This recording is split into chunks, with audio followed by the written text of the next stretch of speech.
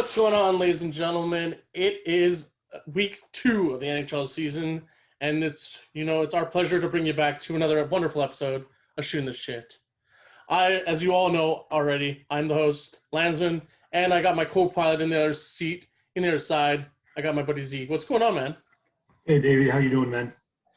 I'm okay. It's been a tough week, to say the least, for the Habs. Yeah, not a fun start to the season for us Habs fans, eh? I gotta tell you, my son, as you know him, he's 8 years old, and the Habs went to the Stanley Cup Finals last year, right? So when you're 8 years old, you think, wow, they're gonna go to the Stanley Cup Finals again, and it was kind of temper his expectations a little bit. Although his kind of endless hope is refreshing, but we spoke about the fact that they might struggle this year. It hasn't been a good start, and I don't know. What do you think about it? Honestly, to start the season 0-3, and not just like 0-3 and they were close games.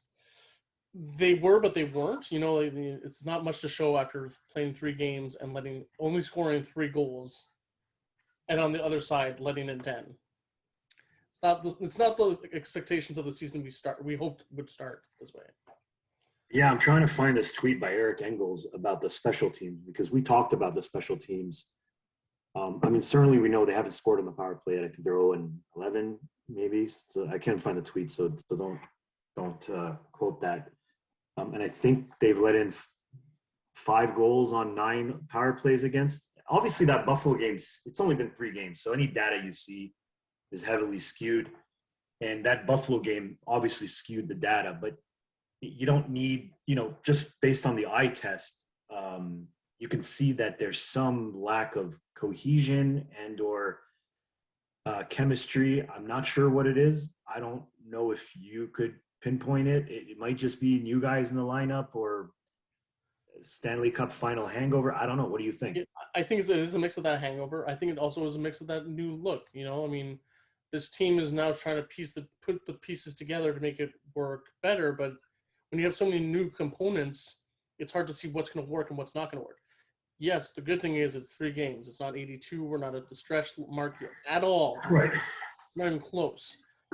But it's just like they're seeing what can work and what's not working. And clearly this power play is just not working. You're right, spot on. They're 0-11. But on the other side, they also, on the penalty kill, they've let in 5 power play goals in 3 games, including 3 against Buffalo. Fucking Buffalo. Right.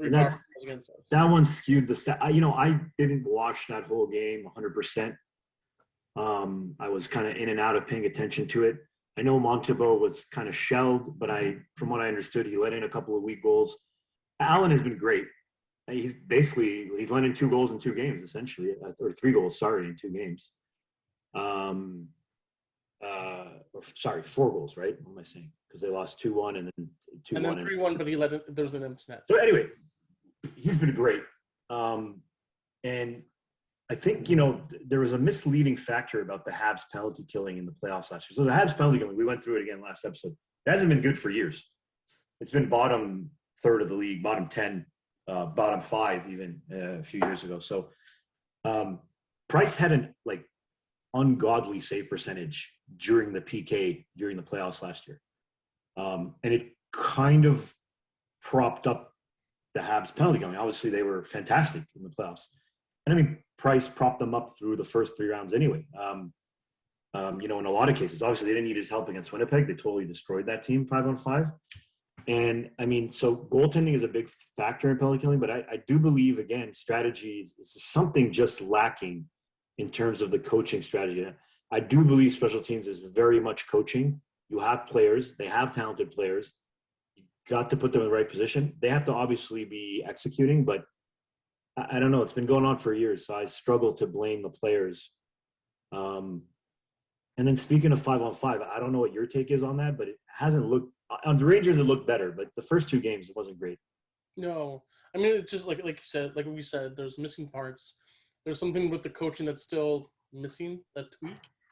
And there's a lot of new faces, which is obviously a new adaptation. But that's why there's the preseason. The preseason is to showcase – to work together to make it better during the season. And then coming out into the season, they made a few moves. They claimed Adam Brooks, who's making his season debut tonight, his Habs debut. it's gonna be interesting. I don't know. I mean, it's kind of nice. Like what I like, the one feel good story I will take away from the first 3 games though is Jonathan Drouin. Yeah, I couldn't be happier. Honestly, I was at the game on Saturday and also like watching the game on my TV on the season opener. Seeing him get 2 goals in the first 3 games, it just warms the heart. To see him get the first goal of the season, to see him get the first goal at the Bell Center of the season, after all the struggles he went through last year, that's the one that gives me chills, makes me happy. yeah. I think everyone's happy for him. We've talked about it over the years. I've been a super vocal critic of his. I still don't like the trade to a certain degree for Sergachev for Drouin, but certainly I have so much respect for him asking for help and coming out last year, admitting to having some mental health issues, getting them addressed, asking for help again to repeat. And I think that translated. I mean, I believe, I don't know if Price said it, but someone said that Price was, inspired or sort of motivated by Drouin's decision to seek his own help. And I think it's great that the Habs, these might be the 2 most high-profile players, I think, to ask for the Players Assistance Program. And I think it's great that the Habs are sort of leading the charge with that. I mean, Price is definitely the most high-profile player. And so I think it's great, and I'm really happy for Drouin. I want him to have a great season. And I think, that Dvorak, Anderson, Drouin line, they've been good. They were good against the Leafs, and they were really good against the Rangers. Everybody sucked against against Buffalo, pardon me. But, it's sort of, we're going back to the Habs having this one sort of good 5-on-5 line, and then 3 other lines that sort of, survive 5-on-5, but then the special teams lets them down, or the goaltending lets them down. It's kind of the same old story to me, and I'm a little bit concerned. But it's only game 3, so it's not time to panic. But certainly some of the warts and flaws of seasons past appear to still exist on this team. Yeah, I mean, there's still lots to be tweaked on, to work on. I mean, the good thing is, like, they're starting to get healthy at the right times. And they have that capacity to have someone on the side, on this 13th forward or 7th D. We had, Brooks, who's going to make his season debut tonight with the Habs. We have Mike Hoffman, who was brought in this summer to bring in some goal scoring / playmaking / power play specialty. He's making his Habs debut tonight, which is going to be awesome. That should be very good. And we have Sami Niku, who had the concussion in preseason. Right. He's also starting to skate back, and he'll be used as a 7th D if needed. It's nice to see that we have that capacity. It was nice to see also, like, Chris Weidman, for example, who scored the lone goal against Buffalo, who scored the only other goal than Jonathan Drouin. He scored the goal against Buffalo. That was his first goal in, honestly, over 3 years. I checked it. The last time he scored a goal was almost 3 years to the date. It was October 13th, not 14th, 2018. Right, because he left, he went to the KHL. Exactly. Yeah, it's fine. I don't mind playing Weidman on the third pair and having him help on the power plays. Clearly, he's a good passer. He's got a good, accurate shot. And, I mean, I think he led the KHL in scoring. He's a power play specialist, kind of like how when they brought in Gustafsson late last year. Again, because their power play struggles. It's frustrating to watch, and it'll be interesting to see with Hoffman's addition, right? I think Hoffman, I read somewhere, again, I got to memorize these tweets and or write them down, but it's something like he scored the most power play, or the 6th most power play goals, tied with Matthews over the last few seasons. And so the guy's got a really heavy, accurate shot from that left wing. And I was looking at the power play lineups, and they're playing him with Drouin and Dvorak, with Toffoli and Petrie. So he's going to go on the PP1, and then the PP2 is sort of Caulfield, Suzuki, and Anderson with Gallagher and Weidman. So, I would like to see Hoffman and Caulfield playing together. Just load up the power play. You're not scoring anyway. Have the Caulfield on the right with his right-handed shot, and Hoffman with the left-handed shot. Have Dvorak in the middle. He's been successful as a bumper in Phoenix. Put a big body in front, and have Petrie or Weidman at the top. I don't know. I mean, people would say Petrie, but his decision-making has been questionable. I don't know about you, but that 5-on-3 against Toronto? Yeah. for kept minute 44 and only they one kept shot. doing point shots, and I was losing my mind. I was just about to flip the couch over at one point. Why would you shoot from the furthest point available to you? It makes no sense. And this is what's frustrating about the strategy. So, yeah, I'd like to see them load up the power play at some point. But again, we'll see how it goes today against San Jose. Yeah, I mean, it's going to be a big test. I mean, hopefully it'll translate to positivity and good chances and actually possibly some goals. I mean, San Jose has also had some struggles, which is reassuring for Habs fans also because we're playing them twice in the next couple next between now and the end of the month we're playing them twice. It's gonna be good. Hopefully, it's they've got 7 games left between now and the end of the month. They've got 3 at home at the Bell Center before they go on their Western California and now Seattle road trip. Yeah.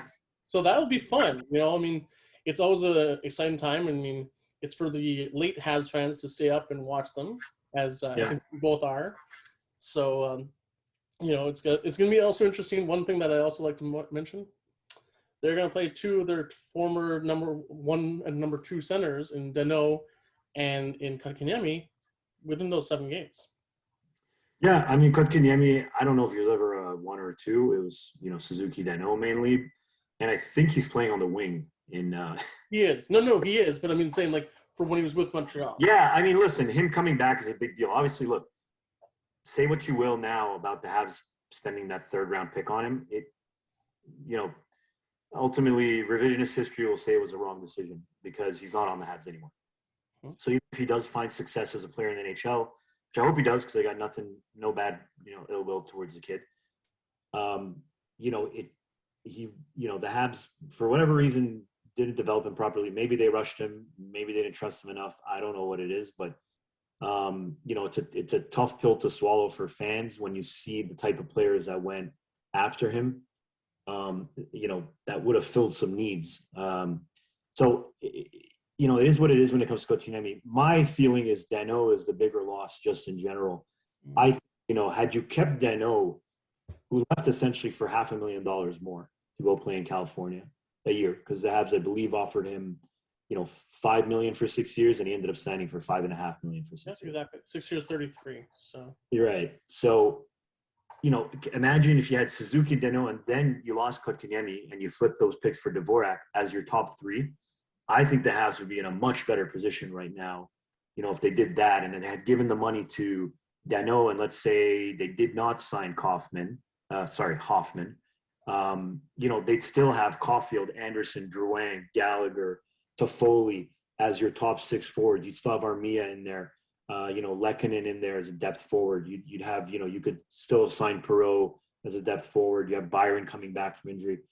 I just think shoring up the center position would have been a bigger priority. But my feeling is, and I've tweeted this numerous times, I think Danault wanted out.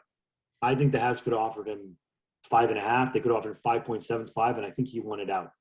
I think he for some reason he was feeling somewhat marginalized on the team, although he led the team in minutes at center over the last few years.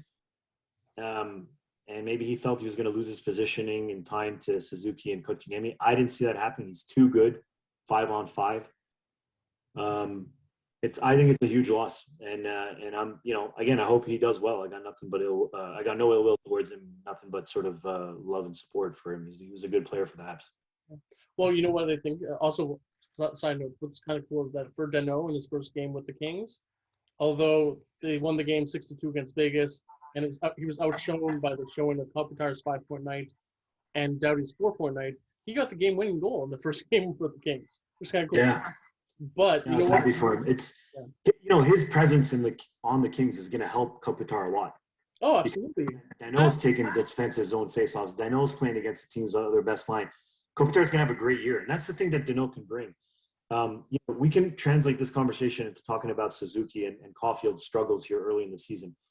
I don't think we realize how much helped isolate Suzuki, because now Suzuki's, he's the primary target of the other team. Yep. And before that, as much as, we'd say Danault's not an offensive player, that line with Gallagher and Tatar, that was one of the best 5-on-5 lines in the league. It was agreed by everyone, even, You know, you even look at the numbers. I mean, in the past, since 2018, Gallagher has the, I think, fifth most goals or sixth most goals. He's ahead from the like winger he's ahead of position. McKinnon. Yeah. You know, I mean, what you were saying about, by the way, about Danault wanting out. I mean, I could probably understand, I guess, in the sense there is that scrutiny about being a French Canadian playing for a French Canadian market. We always talked about it. You know, that's probably part of what drove Drouin to, you know, walk away. You know, he stepped away from the team. You know, he was having a tough year. We agree to that. But I mean, to walk away, you know, I think there was a lot of pressure on him. And I think that Danault felt that pressure too. And when he knows I agree. California, he's not like, oh, he's that guy. He's the French Canadian. It's not important. We've heard it from many players over the years. Players who have gone from Canadian markets in specific, where there's always a fishbowl effect, especially markets like Toronto and Montreal. Yeah. And they go out west or they go down south, and they can live in relative ambiguity. As much as the Kings are they're a main, kind of top market team in the NHL, in the Los Angeles market, they're an afterthought. That's just the reality of a lot of hockey teams. The Lakers, there's the Clippers, there's the Rams, there's the Chargers, there's the Dodgers who are in the playoffs right now. I mean, all these teams are more popular than the Kings. Just it is in the States. Football reigns supreme. Basketball, baseball reigns supreme after that. You can even throw in college football. College sports are more popular than professional hockey in a lot of states. And so these guys go there. And let's also face it, they're human beings. I mean, there's shit winters here. There's the pressure of the French Canadian market. There's the fishbowl effect. There's the French laws. There's all sorts of issues with playing in Quebec. Taxes are high. They're also high in California, so that's why I didn't bring them up necessarily. But go on and live in California, man. Like, who wouldn't want to do that? He has the money. He has the, go raise your family in Cali. I don't blame the guy one bit. Family, and he's got another baby on the way. But it's also nice to have that escapism. To be able to, like, if he wants to just walk on the boardwalk, he can do that, and he won't be hounded. Whereas if you walk down St. Catherine Street, he'll be hounded left, right, and center. I remember reading articles about, like, Dale Weiss had struggles just to go grocery shopping when he was with the Habs. The good thing for Dale Weiss is he loves the people. That's fine. But if you're someone like Carey Price, he hates that. He's a big time introvert. To be able to. Pat Chiaretti was the same way. Pat Chiaretti's kids went to the same daycare as my children, and I would sometimes see him picking up the kids, and people would say hi to him, and he was very polite. I only crossed paths with him once. I said, hey, good luck tonight. And they had a game. And he was very polite, but he's not, he wasn't open. He didn't want to talk to people. And I get it. He's at his school picking up his kids, and I would never bother him in that situation. So, and it is what it is. But that's the market you play in when you play in. But I just, if I can bring the conversation back to Suzuki and Caulfield. Yeah. So we're talking about scoring goals. You mentioned they only have 3 goals in 3 games. Yep. The Dvorak, Drouin, Anderson line have kind of done their job. Okay. They've, Drouin scored 2 goals. They've driven play. They've created chances. What's wrong with Suzuki, Caulfield, Toffoli? Is there something wrong? Is it just the pressure? Is it not having Danault as the buffer? What is it? What is your feeling on it? What have you seen on the ice from these guys? It's not for lack of chances. They both had 4 shots on net in the first game. They still continue to produce. I think it's maybe a little bit of the pressures from last year building over to this year. I mean, also, like, I think it's kind of not a good time for Suzuki to be, like, floundering because of his big contract he just signed, and people are just judging for that. But I think it's probably a little bit of just, easing in. It's still, like we said, like I've said a few times, it's still early, but I think they do need to wake up soon because, we do need them. We did bring them in further offensive capacity. So it probably is a bit of the pressure. I think the pressure, again, it's not necessarily the French-Canadian pressure. It's just the pressure of playing for the Canadiens. Yeah, the Montreal market. When you're a kid, you're expected to do exceptional things, especially Caulfield after the year that he had last year, winning everything under the sea. I think it's their time to right now is to wake up and just say, like, I I'm here for I this. will say I agree with you. I think the pressure playing here, Suzuki signed that contract. I think for now, the media and the fans are it's only been 3 games. He could go on a tear here and score, get a point a game for the next 8-10 games. I think he did it last year. He had like an 8-game point streak. And he's very capable of it. We know he's a good player. Same thing with Caulfield. Now, we have to remember, Caulfield's a rookie. Okay. I know he got that experience in the playoffs, but he's a rookie. And now he's got a target on his back. And Toffoli last year, we talked about it again last episode. He far outpaced his career goal. He's not scoring 40 goals. I think he's on a 40-goal pace last year. Yes. I don't think he's ever had more than 30. So, our expectations probably should have been curtailed going into the year. But the problem is you're expecting Suzuki to get better as a young player. You're expecting Caulfield to kind of have this kind of great rookie year. And Toffoli's a good player. You're expecting him to sort of at least, pitch in with 20 to 30 goals. So in theory, it should be a good line. The whole team played better against New York. I think they deserved probably a better fate. They deserved at least a point out of that game. Yeah. And certainly I think the Habs will be better, but I'm kind of curious to know what you think, because I was talking to a friend and I was like, I'd like to move Caulfield over the left side. And I'd like to see Gallagher play with them. Just Gallagher drives play 5-on-5. That's just the way he plays. He lights a fire under them. And I think, moving Toffoli down to play with, Hoffman, and Toffoli could go back to his right side at that point. With, Brooks or Evans, whoever, center sort of performs there. I think that could work. And I wonder at what point, if they lose tonight, do you really throw the lines in a blender? He's been reluctant. He's done it in game, Ducharme, but I don't know, like, you got to get these guys going, right? We're not winning in any games without them. So yeah, you definitely have to light the spark underneath them. I think the only worry about putting the 3 of them together is in Suzuki, Caulfield, and Gallagher is the size factor. I mean, usually you always have that one player on the line who's going to serve as a kind of a protector. I know it sounds kind of weird, but I mean, I'm remembering like. Yeah, but that's not Toffoli. Toffoli's not. Toffoli's not big either. But I'm just saying, like, I mean, he can take the hit, give the hit, whereas I get it. Be the victim of all the hits. So I mean, I think it'd be interesting to put them together because it would bring a lot of dynamic energy and speed and also chances. And I don't think it would take away from the other lines, because if you did have, the Dvorak, Drouin, and Anderson line as your top, and you had that as your second, and then you had on your third the Hoffman, and then like you said, Evans or Brooks, and then Toffoli on the other side, that wouldn't be a bad thing at all. I mean, I think it's that time right now is to figure out what's going to work, and I think you can't say you can't. Never mind. You gotta try it.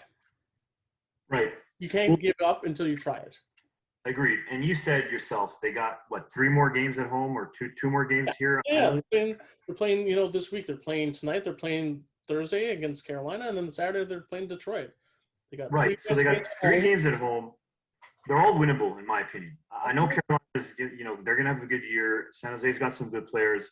Detroit's a team they should be beating in the division. I'd like I'm not panicking it. They could lose tonight and I probably still wouldn't panic. But I need to see some goals. You need to see some offense. You need to see some spark on the team. And it needs to happen soon because, they got 7 games left in October. As you mentioned, after this homestand, they're going out west. Mm-hmm. So 7 games, that's 14 points. They have 0-3 so far. 0 out of 6. They cannot, obviously they got to win games, but they cannot. They need to, like in my books, they need to go at least 500 to kind of set up November. Edmondson should be back at that point. We'll get a little bit more information on Price. Some of the new guys would probably have assimilated into the team better in terms of Hoffman and Brooks, and Ducharme might have a better idea in terms of the lines and whatnot. So, what do you think? Like, what are you looking at here? 7 games in October. There's only 1 back-to-back at the end of the season, at the end of the last weekend. Yes, the 30th. So imagine Allen's playing every game except maybe that last weekend. Yeah. What are you expecting? What are you hoping for? I'm like you said, a 500 would be a perfect ideal. I think if they can take away 3 games, that'd be solid. The thing is that I'm not in a panic mode either because it is only 3 games in. It's too early to even like start panicking. I know that there's a lot of devout Habs fans like, oh my god, I'm shitting bricks. They lost 3 games. They're last in the AHL. Who cares? It's early. You know, like I mean, you don't have to panic just yet. If you go on a tear where you lose 19 games in a row, like Buffalo did last year, then you can start to say, okay, I'm starting to panic. But 3 games is not the end of the world. You know, like they've got easily 7 games which they can win a good chunk of them. I mean, it's always going to be tough in the game like Detroit, the division rival, which is a team that has always plagued us in the past. You know, there was the year a few years ago we talked about last week where you know we said they won I think 12 or 15 games that year, and out of those 12 or 15 games that Detroit won, 4 of them were against Montreal. Yeah, a couple of years ago. Yeah. Montreal. We play a team we're not supposed to beat, we'll beat them. We play a team we're supposed to easily beat, we get squashed. Yeah, I mean, listen, I think, like you said, so first of all, Habs have also had a problem winning home games over the last few years. So I think it's vital these next 3 games. I think they need to take 5 out of 6 here, San Jose, Carolina, and Detroit, and I think it's very, very doable. And then that West Coast swing, if they can go 500 on that West Coast swing, it sets them up nicely in November to try to win that month, and then I think they'll be all right. I get why people are panicking in a sense because the Habs project to be a bubble team, and so if they miss the playoffs by 1 or 2 points, people might look back at this Buffalo game or the New York game and sort of say, that's it. That's where we blew. That's where we blew the points. But it's too early to look that far ahead. I think the Habs going to take it day by day, and they got to concentrate tonight. Beat the Sharks tonight, and the whole vibe changes. Yeah, you know what they need to focus on is getting their special teams better because that's not going to be hard to beat. You can't go worse than they already are. You know, you can on the PK, but you can't on the PP. You got to get better on that. You got to get healthy. You got to find the lines that work. And then you have to have some degree of consistency because we don't want to look into April, May and say, well, shit, we didn't make the playoffs. And then everyone, you can tell right away, is going to judge us and say that making the Stanley Cup Finals, that was a fluke, which it wasn't a fluke. We know. Oh, they're already saying that. Exactly. But that's hate. That's hate. Right. And so, anyways. Well, it starts tonight. I got a good feeling about tonight. I think they'll win. I'm going to be at the game, as you know, I told you. So I'm looking forward to it. And, I think that the Habs, like you said, they had a lot of guys out in training camp. So I think there's some chemistry issues. I see it building. The Rangers game was the best game they've played so far this year. So that's a positive sign. And I'm going to hold on to that. And I'll be able to tell you what I saw live when we speak next. So, well, you know what I'm thinking though. By the way, I'm thinking that we have to do something though. If they do win tonight, which I hope they do, because it's time. It'd be nice to to get through the goal of the game, have a nice victory, you'll have a nice pint. But if they do win, it doesn't mean you'll have to go the rest of the season going to every game. if someone gives me the tickets, I'll go. Okay, it's not gonna be me because I'm poor. So sorry. Anyways. There's lots to look forward to. We are super excited for the rest of the season. We were going to come into you guys with the show. We're going to try once or twice a week. Hopefully you guys are going to be patient with us. We're going to try and make it fun, exciting. We might have some guests here and there. We might have some animations. Who knows? And if you guys have ideas, shoot them to us because we are shooting this shit and we're proud of it. So on behalf of Z on the other side, who's going to the game tonight, repping the Habs, I'm Landsman.